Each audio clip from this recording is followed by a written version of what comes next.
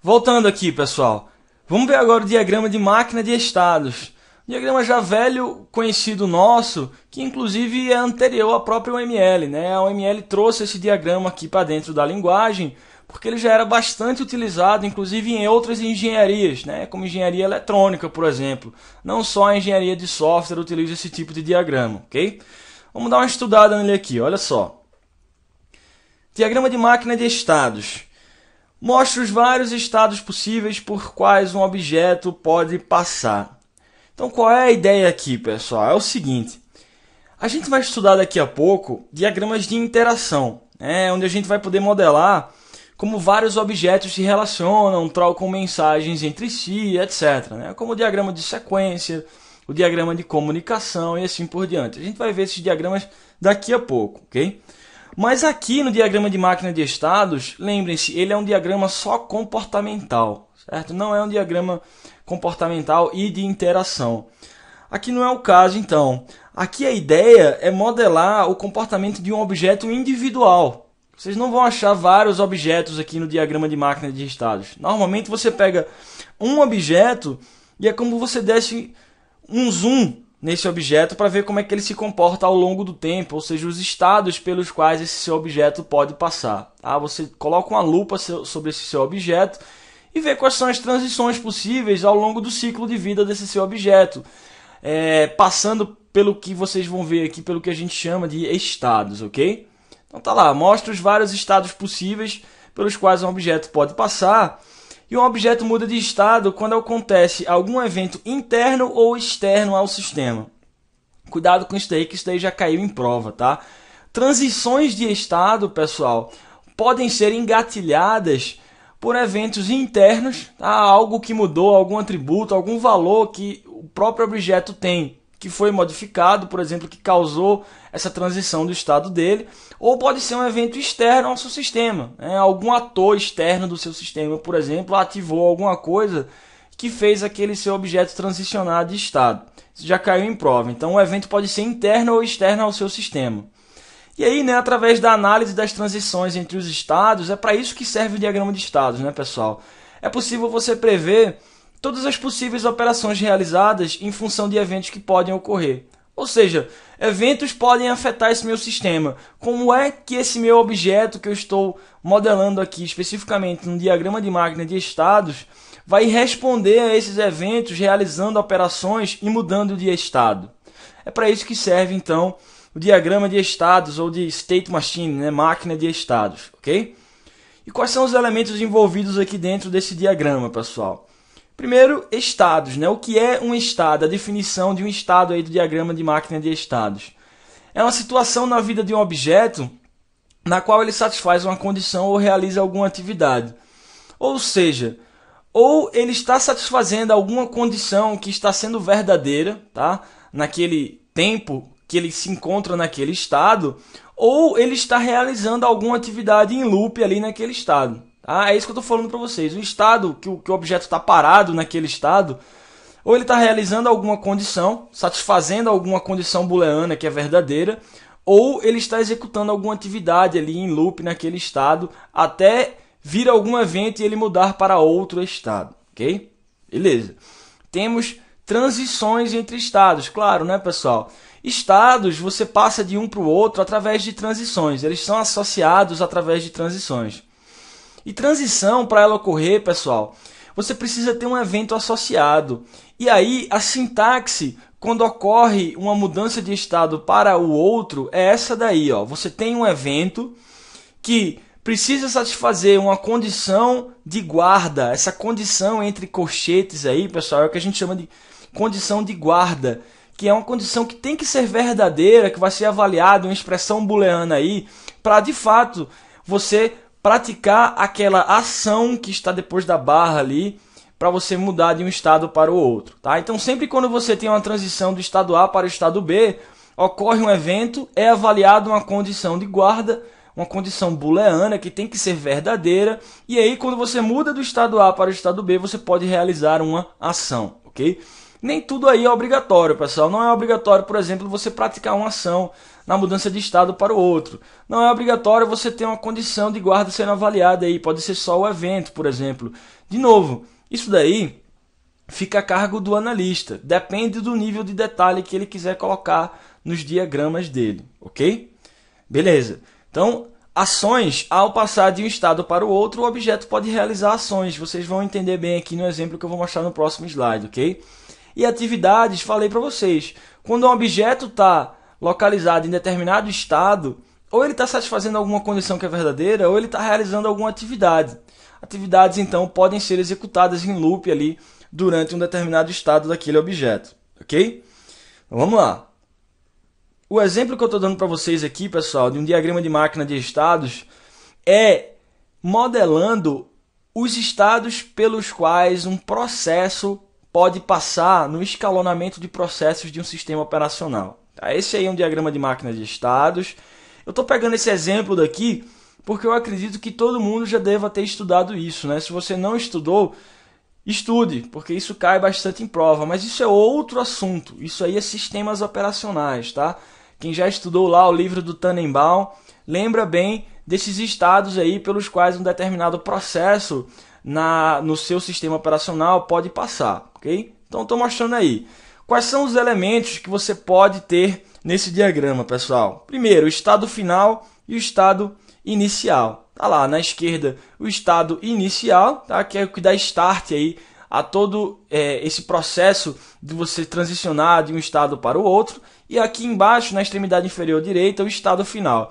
A mesma notação que a gente utiliza lá no diagrama de atividade, né, pessoal? O estado inicial é um círculo sólido, o estado final é um círculo vazado ali embaixo, ok? Beleza, podemos ter estados. Lembrando, estado é uma situação na vida de um objeto na qual ele satisfaz uma condição ou realiza alguma atividade. Qual é o objeto que eu estou modelando aqui, pessoal? Um processo no sistema operacional, tá? Leiam lá o Tannenbaum que vocês vão lembrar dessa história de escalonamento de processos. Ok, o meu objeto processo, ele começa no estado pronto. Então tá lá o primeiro estado que vocês estão vendo. E aí eu posso ter aquilo que eu falei para vocês, né? As transições entre os estados, pessoal. Quando ele sai do estado pronto para o estado de rodando na memória do meu sistema operacional, aí eu tenho uma sintaxe que é aplicada para passar de um estado para o outro. Qual é a sintaxe que eu falei para vocês no slide passado? Evento, condição de guarda e ação. Então, olha lá.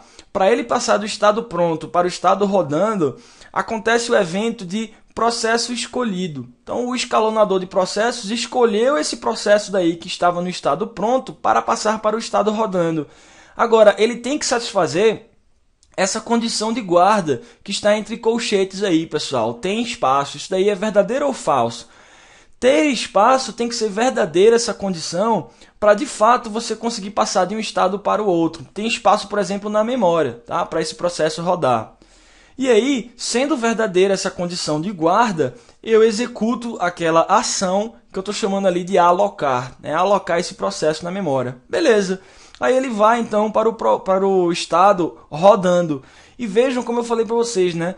Quando eu estou no estado, eu posso estar aguardando algum evento acontecer, satisfazendo alguma condição, ou eu posso estar executando atividades. Ali no meu estado rodando, vejam como tem um loop ali, né? Uma saída que volta para ele mesmo. Ele está executando alguma atividade ali. Poderia ter escrito que atividade ele está fazendo ali, tá? Não escrevi porque foi minha escolha como analista não colocar esse detalhe aí no diagrama, beleza? Do estado rodando, pode ser que eu também transicione para o estado bloqueado, pessoal. E vejam como eu falei para vocês que aquela sintaxe evento, condição de guarda e ação tinha algumas coisas nela que eram opcionais. A condição de guarda, por exemplo, se você quiser, você não precisa denotar ela na transição de um estado para o outro. É o caso aí. Do estado rodando, eu passo para o estado bloqueado quando acontece o evento interrupção, por exemplo. Então, esse meu processo quer buscar alguma coisa no disco rígido, alguma coisa na memória, algum dado que ainda não está disponível para ele, por exemplo. Então, beleza, ele vai levantar uma interrupção, que é o evento que eu estou mostrando ali para vocês. Não tem condição de guarda nenhuma ali para ser avaliada. E a ação que é realizada é desalocar. Já que ele está bloqueado, então vamos desalocar ele da memória para dar mais espaço para outros processos, por exemplo. beleza? Ele fica lá no estado bloqueado. De novo, eu posso voltar do estado bloqueado para o estado pronto de volta aqui se ocorrer o evento dado disponível. Olha lá, não coloquei nem a condição de guarda nem a ação, por exemplo. Não preciso, são opcionais. Ocorreu o evento dado disponível, eu tenho uma outra transição de volta para o estado pronto, ok?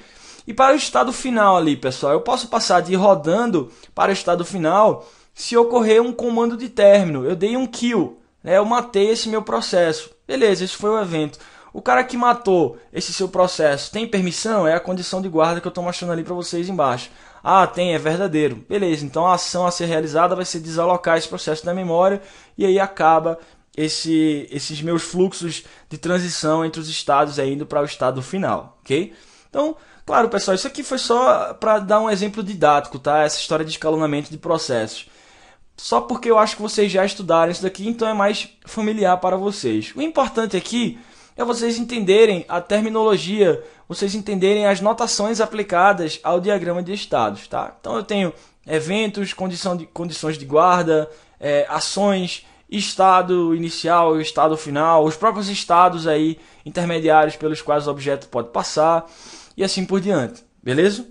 Ok, vamos ver um diagrama de estados agora um pouco mais sofisticado, pessoal. Isso já caiu em prova também.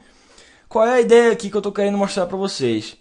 É possível você ter estados aninhados e concorrentes no diagrama de estados. Estado aninhado é um estado dentro do outro. É como se você desse um zoom dentro de um estado e mostrasse quais são os outros estados que estão dentro daquele estado maior, ok? E posso também ter estados concorrentes, ou seja, condições que acontecem em paralelo dentro de um diagrama de estados, ok? É isso que a gente vai ver agora. Então, o exemplo aqui é o seguinte, pessoal. Imagine um exemplo bem bobo aqui, tá, pessoal? Se eu não me engano, eu tirei do livro do Martin Fowler isso daí. Ele tem exemplos muito bons para a gente entender, bem didáticos, tá? Eu estou trazendo essa ideia aqui para vocês. Então, imagine que um dispositivo toca rádio, toca CD, mas também funciona como um alarme e mostra a hora. Imagine que você tem esse objeto que você está modelando, pessoal. Um toca-rádio, mas que também toca CD ao mesmo tempo, né? Como se fosse um rádio-relógio, mas também tem alarme e também mostra a hora. Então, tem vários estados pelos quais você pode passar aí com esse objeto e eu estou modelando isso daí nesse diagrama. Agora aí é o seguinte, com estados concorrentes que vocês estão vendo aí, ó, tem uma fronteira da concorrência pontilhada passando aí pelo meio. O seu objeto vai estar em um estado de cada região de concorrência ao mesmo tempo, em paralelo, ok? Então vamos lá, deixa eu explicar esse diagrama aqui para vocês. Existem dois macroestados aí, pessoal. O estado de ligado lá em cima e o estado de desligado aqui embaixo, ok? São dois estados esses daí. Muito bem, só que dentro do estado ligado eu tenho estados aninhados. Ou seja, outros estados dentro dele. Vocês estão vendo 4 aí. O estado de mostrando a hora atual ou mostrando a hora do alarme para você acordar, certo? Aqui embaixo, o estado de tocando rádio ou tocando CD. Isso aqui é só um exemplo didático, pessoal. Imagina que existisse um rádio relógio que fizesse tudo isso daí, tá? Só que certos estados desses, pessoal, ocorrem em paralelo. Você pode, por exemplo, estar tocando o rádio e mostrando a hora atual, ou tocando o CD e mostrando a hora do alarme ao mesmo tempo. Esse seu objeto consegue estar em dois estados concorrentemente, é isso que está sendo modelado aí, certo? E outros elementos que vocês já conhecem, né, pessoal? Olha lá, as transições entre os estados, né? Por exemplo, como é que eu saio do estado desligado ali embaixo para o estado ligado aí em cima? Através do evento ON. Você ligou o seu objeto, você ligou o seu rádio relógio aí. Como é que eu saio do ligado para o desligado? Quando você aperta OFF. E assim por diante, né? Como é que você entra no estado mostrando a hora do alarme ali em cima, por exemplo? Quando você aperta ou o evento alarme é acionado. E assim por diante. Essa notação a gente já estudou no slide passado aqui, né? Temos também o estado inicial ali. Olha lá o círculo sólido preto ali, ok? Essas coisas a gente já conhece, pessoal. Então, essa fronteira da concorrência e essa linha pontilhada aí no meio é exatamente o que separa duas regiões que podem ser executadas em paralelo, certo? Esses dois estados aqui de baixo, tocando rádio e tocando CD, dependendo de qual você tiver neles aí, podem ser executados em paralelo aos dois estados ali de cima, mostrando a hora atual e mostrando a hora do alarme, ok? Tem mais uma última coisa que eu quero mostrar aí para vocês, que é essa história de pseudo-estado de histórico. Que história é essa daí, pessoal? É o seguinte, esse pseudo-estado de histórico serve para você, entre aspas, né, lembrar o estado no qual você se encontrava quando um objeto em determinado momento foi interrompido, por exemplo. Certo? Então, o que acontece aqui? Imagina que esse seu objeto aí que você está modelando, esse rádio relógio, faltou luz, foi interrompido esse processo em algum momento, tá? Você tirou ele da tomada, beleza. Ele vai parar de executar. Muito bem. E aí você, como analista, quer modelar o seguinte, olha, tudo bem, o processo foi interrompido, mas eu quero que esse objeto, quando ele voltar ao ar, quando esse processo voltar a executar, lembre do estado no qual ele estava quando ele foi interrompido, né? Imediatamente antes dele ser interrompido. Por um acaso, nessa figura aí, vocês estão vendo que o pseudo-estado de histórico está apontando para tocando rádio. Isso aí é o seguinte, pessoal, é simplesmente para denotar que quando não houver uma história gravada, digamos assim, esse vai ser o estado default. Então, se foi a primeira vez que você ligou o seu rádio relógio aí, ele vai estar tocando o rádio, ok? Mas esse pseudo-estado de histórico também grava a situação na qual ele se encontrava antes dele ter sido interrompido por qualquer razão. Então pode ser que quando ele voltar, depois de uma interrupção, ele volte para o estado de tocando o CD, por exemplo, ok? Isso aí não costuma cair em prova, pessoal, é só por desencargo de consciência que eu estou mostrando aqui para vocês, tá? Então a notação é essa, é um círculo com um H no meio ali, para um H de histórico, né, de history, beleza? Então, simplesmente denota uma gravação do estado daquele objeto antes daquele processo ser interrompido. Depois, quando ele volta a ser executado, o seu diagrama lembra aonde aquele estado estava e aí já começa a partir dali. Beleza? Muito bem, então vamos fazer umas questões sobre isso, pessoal. Vamos lá. A figura acima é um exemplo de diagrama de transição de estados, que permite modelar como o sistema responde a eventos internos e externos, especificando o que acontece quando o evento ocorre. Ele é útil para modelar o comportamento de sistemas em tempo real, já que tais sistemas lidam com estímulos do ambiente. A respeito desse assunto da figura acima, julgue os próximos itens. Então aqui é o seguinte, pessoal, até antes de eu passar para as assertivas aqui, vocês estão vendo coisas que a gente já estudou aí, né? Você tem estados, olha lá, o estado ocioso ali na esquerda, em cima, e depois que pode ser transicionado para o estado ativo. Se eu não me engano, esse diagrama está modelando um telefone, tá? Você passa do estado ocioso para o estado ativo, aí toca o sinal de linha, aí pode estar discando, conversando, conectando, enfim. Há vários estados aí. E aí, por exemplo, vocês veem aquela situação que eu falei para vocês, né? Você pode ter estados alinhados. Olha lá, dentro do estado ativo, você tem outros 4 estados, certo? Tem lá o estado inicial, aquele círculo sólido. Não está sendo mostrado um estado final aí, mas não é obrigatório também, ok? Muito bem, então. Vamos ver as assertivas que são colocadas em tela aqui pra gente, pessoal. Vamos lá. É possível criar um diagrama de transição de estados que descreva o ciclo de vida de um objeto em níveis de detalhe arbitrariamente simples ou complexos, dependendo das necessidades, pois não há obrigação de ilustrar todos os eventos possíveis. Pô, aí claro que está verdadeiro, né, pessoal? Essa história de você colocar níveis de detalhe no nível que você precisa, que o analista escolhe colocar mais ou menos detalhe naquele diagrama, isso não é só verdade para o diagrama de estados, não. Eu estou falando isso desde o começo das nossas aulas aqui. Isso daí é verdade para qualquer diagrama. Você que escolhe se vai colocar todas as informações possíveis e imaginárias naquele seu diagrama ou se você só vai focar no essencial, ok? Isso é verdade, sim, no diagrama de estados também. Não há obrigação de ilustrar, por exemplo, todos os eventos possíveis, beleza? Fácil essa questão aí, né? Verdadeira essa 73. Vamos ver a 74. Na figura, A associa-se a uma ação de guarda e B a uma ação de transição. Então vamos lá, pessoal. Vamos voltar aqui no slide e ver se isso está verdadeiro. Ele diz que A se associa a uma condição de guarda, né, que ele chamou de ação de guarda aí. Eu vou até sublinhar aqui para vocês, ó, tá em amarelo aqui, pessoal. Tocar sinal de linha, ele está dizendo que se relaciona com uma condição de guarda. Tá certo isso, pessoal? já está errado daí, né, pessoal? A gente estudou que a sintaxe para uma condição de guarda era algo que vinha entre colchetes.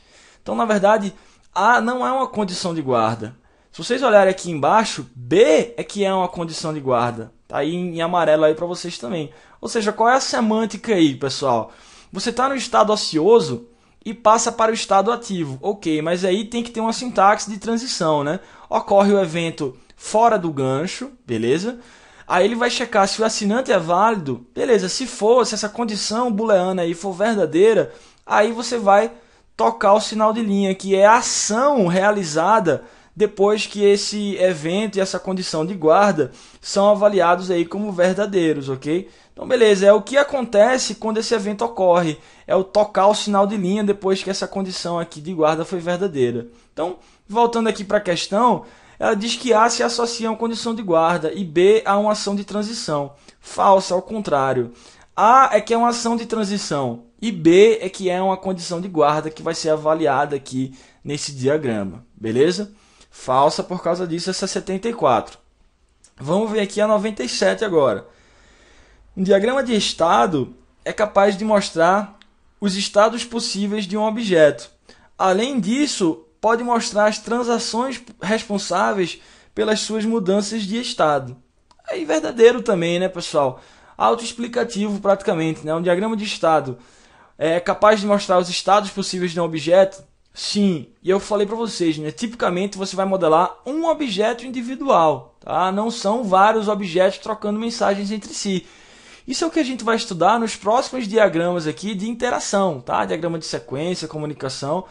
Agora, no diagrama de estados, além disso, você vai mostrar as transações responsáveis pelas suas mudanças de estado? Sim, né, pessoal? Os eventos que acontecem, as condições de guarda que são avaliadas e as ações, ou seja, o que é que acontece depois que aquilo é verdadeiro e você muda de um estado para o outro, beleza? Então, de fato, você consegue mostrar tudo isso no diagrama de estado verdadeira, essa questão 97 daí, ok? Muito bem, então nos próximos slides a gente vai começar finalmente a entrar no último trecho aqui, nos últimos trechos, na verdade, né? Vão ser mais alguns aqui, mas já na reta final dessa nossa aula, pessoal, falando de diagramas de interação.